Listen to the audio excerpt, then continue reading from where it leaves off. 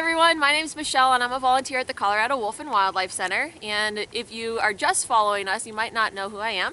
I used to do the weekly wolf blogs quite often. However, I'm not at the center on a regular basis anymore. So Courtney has been doing a phenomenal job at completing those wolf blogs for us. Oh, thank you, Shaya. But to introduce you guys, this is Shaya. And you might have seen him if you saw a really short video we did way back in August. He is one of my dogs, and then of course you guys all know Grizzly as well. Now Grizzly here, he is a Chow German Shepherd mix, but Shaya, he's a new rescue and he is a wolf dog. And so today we're going to talk about wolf dogs and some of the issues that are surrounding them currently. Unfortunately, there are a lot of wolf dogs out there. There's an estimated 250,000 born every single year, and more are being bred and sold to people who have no idea what they're doing. But the biggest problem is that about 90% of the animals that are being sold as wolf dogs are actually just jogs. So Grizzly, for example, I have had a veterinarian tell me at one point that Grizzly was 98% wolf.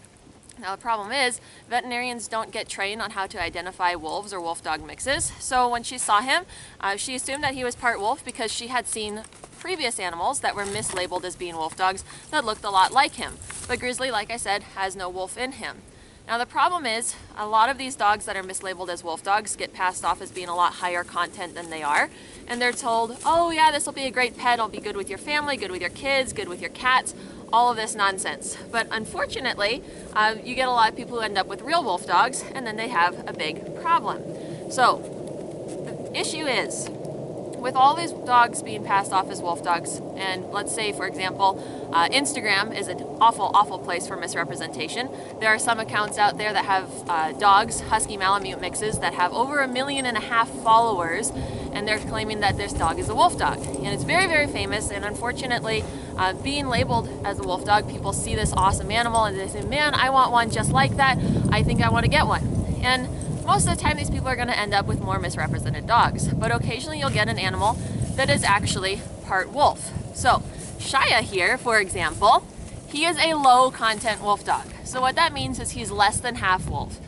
We estimate him around 40%. Now, percentages, it's really kind of a fallacy. You can't really tell what percentage a wolf dog is unless you know their lineage, and a DNA test doesn't tell you percentages. And in fact, there's only a few DNA tests out there right now that are reliable. One of them is the UC Davis test, and then there's also the new test, it's the Embark DNA test. And that one, they both, again, they don't tell percentages, but they can tell if the dog is a wolf dog or just a dog. Wisdom Panel has put out a DNA test also, but it's not very reliable. I've seen a lot of people who have gotten their animals tested with known backgrounds, and they've turned out to be something that they're completely not. Shaya, come here. Where'd I put that? Come here. Shaya. Come here. Shaya, come here. Come here. Now, as you guys can see, wolf dogs, while yes, you can train them somewhat, they do what they want and only for food. Not like Grizzly. But these guys, unfortunately, when we talk about Shaya, for example, a lot of people in the more recent years have been getting northern breeds thanks to Hollywood. So for example, we have TV shows like the Game of Thrones. And Game of Thrones, of course, you have the Stark family, and the dire wolves are their animals, and they travel around with them and they make these great companions. But unfortunately, people get the false idea about how wolf dogs act after they see this. So Shaya, like I said, he is a rescue. He was dropped off at a shelter in Kansas, and his name, when he was dumped, was Ghost. So likely his family had seen the Game of Thrones. They said, hey, that looks like it's something that would be cool, let's get one. And they actually ended up with a wolf dog of actual content, and they ended up realizing that they're not a good family pet. The fairy tales that you see on TV, Instagram, they're not real. So unfortunately, Shaya, he, like most wolf dogs, he's incredibly destructive, which is why I'm not at the center as often anymore. I have to dedicate a lot of time to him. And you see how much more mouthy he is even than the ones that we have at the center. He bites a lot harder. But he destroys everything. He breaks everything around. We can tell that he's been chained at one point So we have him in the yard at home, and we do have a 6-foot fence to keep him behind. However, he could easily jump that 6-foot fence. So we had to go ahead and we raised the fencing to 9 feet, just like we have at the center. But mine has a lean in on it, and then there's also dig guards. But he's not good with cats. He has to be on a leash at all times, even if he comes in the house. So if that sounds like a good pet to you, definitely do your research and rescue one, because like I said, there's so many getting dumped off.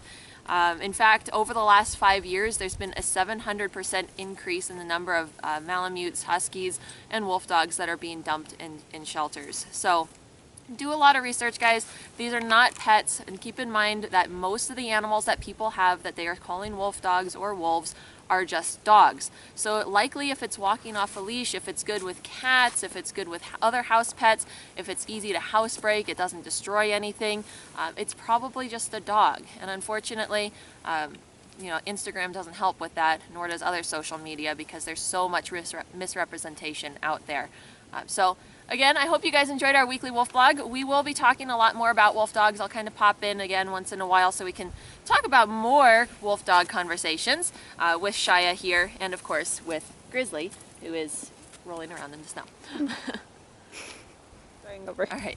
Hey guys, one more thing. I had mentioned that a lot of wolf dogs out there are being sold as much higher content than they actually are. But high content wolf dogs and most of your upper mid content wolf dogs are only born in the springtime. So the other day I woke up and I was going through some of the Facebook feeds, and one of the pet groups in Colorado Springs had animals being listed as 92% wolf. And it was, at that time, it was November. If an animal has that much wolf in it, they will not be born any other time other than March and April. Or if they are Arctic wolves, which there are very, very few breeders out there that actually have Arctic wolves or Arctic mixes. So they would maybe be born in May, sometimes in June. But as far as high content wolf dogs, they are only born in the springtime. So again, if somebody's walking around the dog park saying they have a pure wolf and it's a puppy and it's September, it's not a wolf dog. All right, that was my addition. We'll see you guys next week.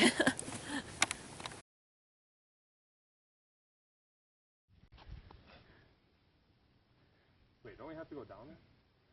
You think you want a wolf dog? They like to roll and poop. That poop. And lots of it. Lots of poop rolling. And potential pee on it.